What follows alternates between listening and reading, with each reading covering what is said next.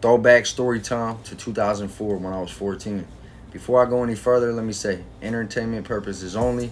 And if you're not an adult, please keep scrolling. I'm gonna give you a second. All right, cool. I don't want to be condoning anything I'm saying in this. So now that I got that out the way, some of what I'm gonna say might be considered borderline graphic, but I'm also gonna watch how I say it because of these platforms. Certain things, you gotta do that. All right, so I want to brush over the fact that from age 6 to 9, I had already had actual S because I had a female babysitter that she was like, I forget, maybe 13. And we some stuff went on. I don't hold grudges. I ain't mad at her. I still know her family to this day. But it did happen. And as a kid, I learned what it felt like to experience the ending part, even though nothing would come out. So now you probably got an idea why I'm saying this is borderline graphic for adults, entertainment purposes only. Now, why did I say all that? Because it leads into the next part. From probably age 9, the 3 years after all that stopped, I had a gap between anything going on. I hadn't got no action on my own. I thought about it. I done it myself, shit like that. But that year, I had already been smoking trees and drinking, running around with my homies and just doing stupid shit. I would actually end up going to juvie the following year, age 15. But that year, I had our little crew. Now, I don't feel like I should mention names in this. A lot of y'all are gonna know names in this. A lot of people got families now, new lives, new girlfriends. I feel like I could, but I'm not gonna. But some of y'all was there and might remember this. If you feel like you want to drop it in the comments, go ahead. So somebody we knew was having his 15th birthday party. And at this time, I was still living in Newton Falls. Because from 99 to '05 is when I lived in Newton Falls, which is ironically the year that other shit ended. And my mom and my pops got us out of Warren City and was like, we're going to go to this town. So from age 9 to 15, I lived there. And then I came back to Warren and everything was like I never left. I ran right into all my old people from Warren Elementary School. And then my life took a wild turn, right? But I say all that to explain that at this house in Newton Falls by the community center, somebody was being asked to babysit their house.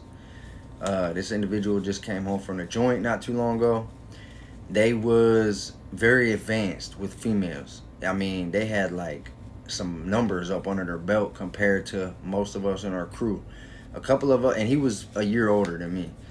But for age 15, I'm guessing and saying he'd already been like 10 to 20 females, something like that.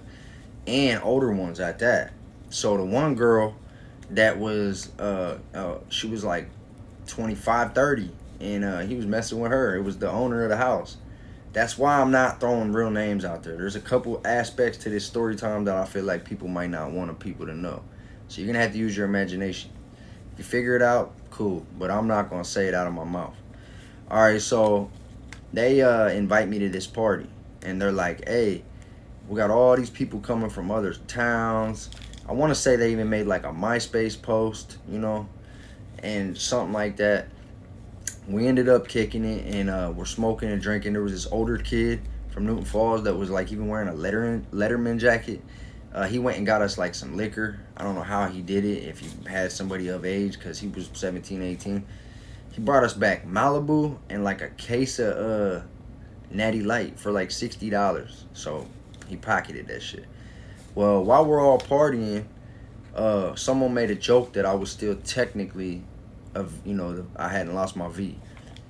I didn't just tell all my friends the shit that used to go on with my babysitter, because back then it was like trauma, kind of. So what I ended up doing was, but they knew that I hadn't gotten none. I had kept it real at that time. I think I did the couple things you do to lead up to that. When you're in junior high, a couple other little simple things that makes you feel like you got some. Well, it all boiled down to people finding out, and they made a joke. Oh, you ain't, you gotta change that tonight. And this certain female said, I can help you with that. So I'm thinking they're joking. They're like, no, she's serious. And a couple people in our crew, we had like a 4-5 man crew that we would just smoke trees, skip school. We was acting bad as hell. And together every day. One of them is pretty much my family. We're like cousins, and the other ones was my homie. Couple brothers that's in there. Well, we ended up, yeah. So they made a joke. They had already all been with this girl, and she pretty much grabbed me by the hand and was like, "Let's go upstairs." And everybody's cheering. It was like something out of a movie. They all thought it was funny, like go up there and become a man. So I had been carrying around these two rubbers with me, right?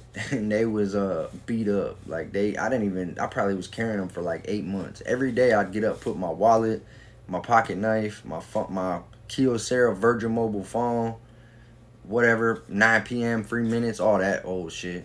Yeah, I'm about to be 36, y'all. I'm talking about some shit that new generation don't even know.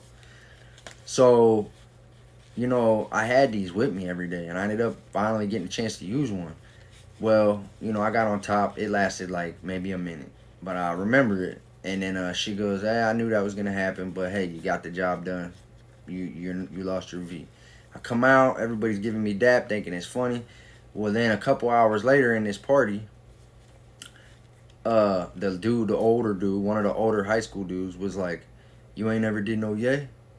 And I'm like, "Nah," because I didn't. I had tried Addies though, because I had them prescribed to me, and someone showed me you could crush them. And at age 14, I had done that, where my mom found out. She actually come in and caught me doing it red-handed. They told my PO, not my PO, my bad, my doctor. I did have a PO back then though, but they told my doctor and shit, so they took them from me. But I had an idea of what it felt like, so they said, "You want to try it?" I'm like, "Yeah." Wouldn't you know, that shit unlocked something in my brain. Age 14, I went up to the bathroom to take a piss. I remember it like it was yesterday. I shut the door and the music got quiet, because you can hear like 60 conversations happening at once with the music. You shut that door and it gets kind of quiet, and you're just in there taking a piss forever, but you're looking in the mirror. And I remember thinking like, damn, I really just did that. And damn, I'm really on this thing. I sniffed this thing and it had me, a line, and it had me feeling crazy. Well, I just felt myself. I don't know how to explain it. I was feeling like the man. I probably looked like shit, but in my mind, everything was like slow motion, like I was wearing sunglasses. I went straight down to that girl. I smacked her on her ass and was like, "Come on, I want to go try that again." And she's like, "Oh, what got into you?" But she ain't know that I was all yacked up. And we went in there, and in that time, she got on top, and I lasted like 3 minutes. So yeah, that was the story from that night, and I got Monique's permission. I actually told her everything I just told y'all first. She's known this shit for years. She even knows who the person is. It doesn't matter. But I did want to share that with y'all. I got 4 story times that I want to break down. So if you made it to the end of this, I appreciate you. That's how I lost my V card. It happened twice in one night, and it was also the same night that I tried a very horrible substance for the first time. And I remember that night moving my jaw 1,000 miles an hour, asking dude if he had any more. Shit's corny. So I'm gonna go ahead and go live on FB. I decided I would. My homie Cuzzo Costo, we were gonna go live together and do an interview, but he just messaged me as I was saying this. It came across the screen that something came up, so he's not able to now. But I'll go live. So if you're seeing this, it's 8:08. I might be live on FB. I'm not sure. I just spent like an hour on TT, and I had a guest come on, Eliante. That's his name on TikTok. If y'all want to go find him and follow him, he just came home from the joint. He got an ankle monitor on. I hope y'all enjoy these story times. Like, I know I'm just sitting here talking to myself. Some of them do good, some of them don't. But this is my truth. I told y'all that I was going to give you bits and pieces along the way. I've been a content creator for 18 months. I've had a decent amount of success all around. I'm loving it. It's a fun side hobby. It's a fun side hustle. But none of it would be possible if you guys didn't watch it and consume the content. So I appreciate y'all, for real. My visionaries community, I love y'all. Our everyday viewers and people who just, they see my shit and they take the time to watch it. If you're new, welcome in. Thank you. About to have my 4th baby here soon, and I've been with my children's mother for 19 years. Yo, life is crazy, y'all. Stay safe, stay free, stay blessed.